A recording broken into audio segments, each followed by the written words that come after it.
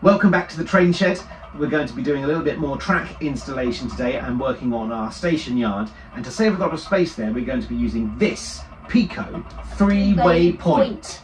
Welcome back to Model Railway Update. Simon's Train Adventures!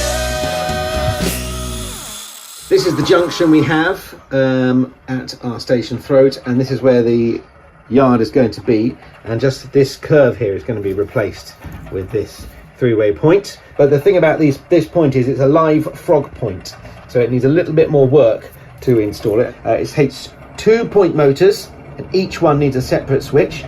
So I'm going to take this to the workbench now and then show you how it all fits together.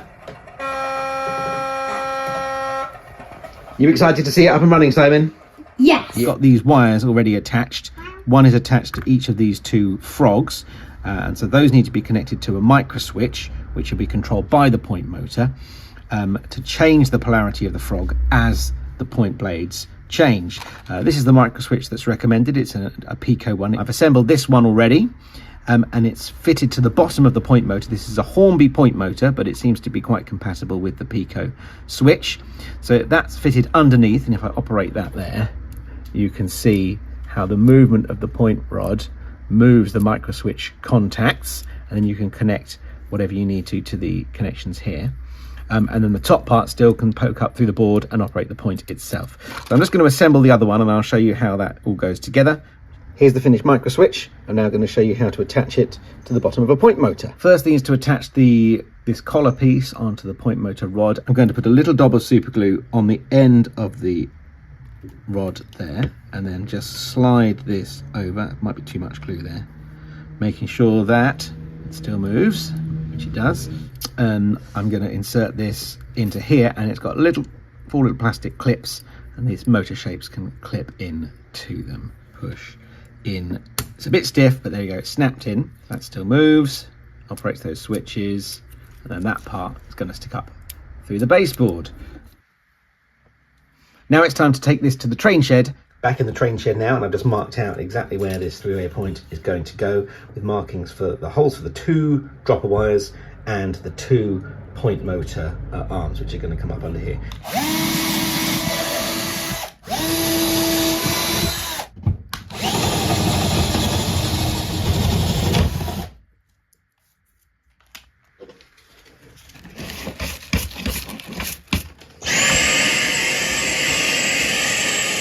So I make quite big holes for the point motor arms to go up through, but they're going to be covered over with this foam stuff, so the ballast won't fall through when I come to ballast them, and it makes sure there's plenty of room for the point motor arm to move very freely. So with the point in place and the foam underneath, I'm just going to draw around it.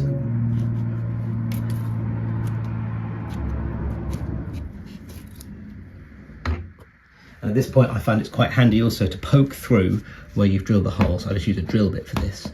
But you don't want to make a huge hole in the foam, or the ballast is going to fall through.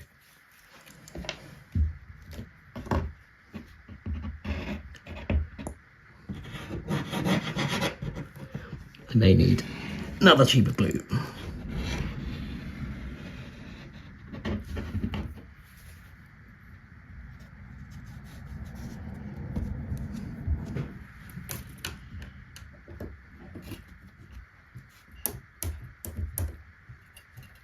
A small drill bit that goes through the point motor hole, and just check you've got the clearance you need to move that. And here's the other one, through both the foam and the hole in the baseboard underneath, before you glue it all down. And with the dropper wires threaded through the foam and the baseboard, I'm now going to put glue on the back of this point and glue it down.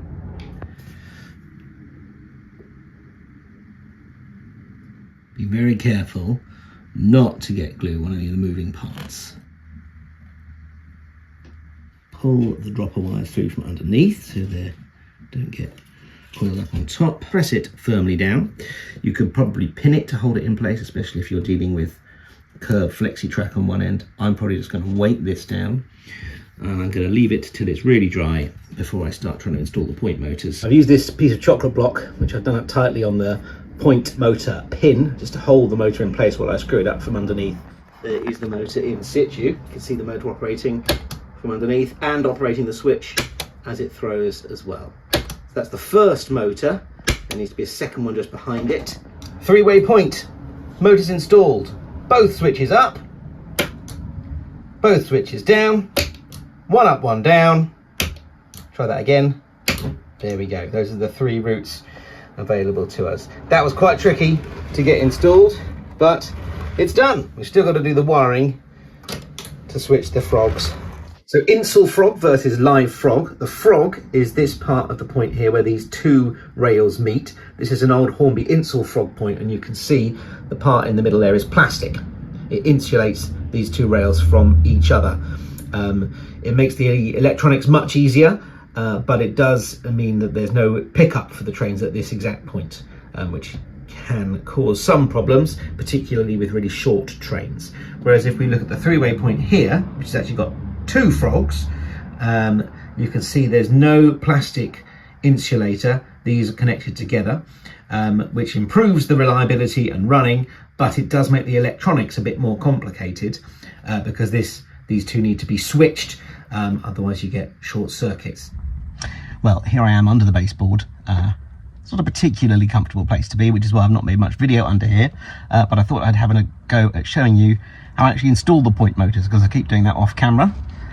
So the first thing is to swap this view over so you can see the point motor. So here's a point motor. I've got a big hole, as you can see there, plenty of room for the tie bar to move. And this is currently held in place by that chocolate block technique on the top. So I just kind of hold it in the right place and operate the motor to check that the point blades move as they should, and then mark up where the screws need to go. I can just get that in there.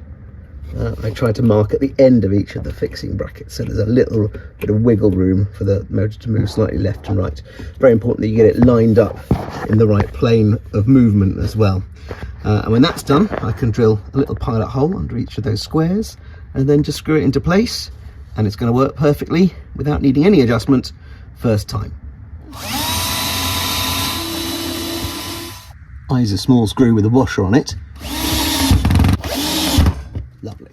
Looks like that's moving up above. Got the wire coming out the wrong side. Still, it's going to reach. So at this point I'm going to go back up above and check the point's moving nicely before I connect it all up. That movement looks just about right. Now with the wiring connected up underneath, let's give it a test.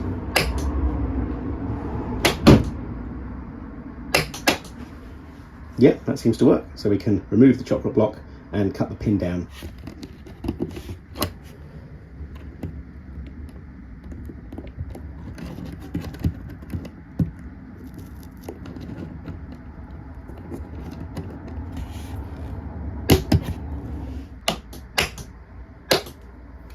The end of that pin looks a little bit shiny there, so I might just colour that in with a bit of Sharpie for now.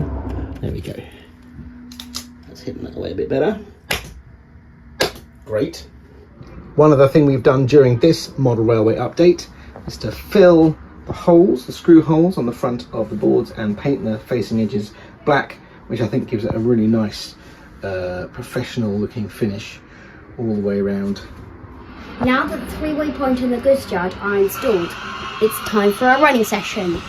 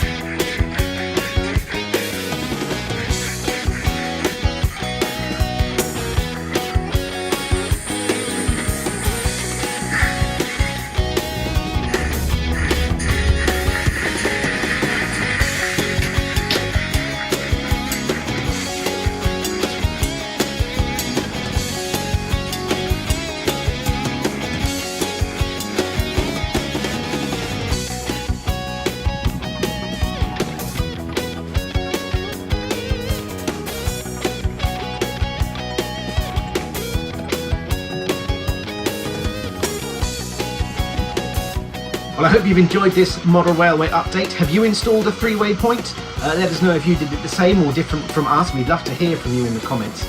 It was quite tricky, but really worthwhile doing, and it saved us a lot of space. Come back next time when we're going to be starting to work on installing the turntable in our station area. It doesn't get much better than that.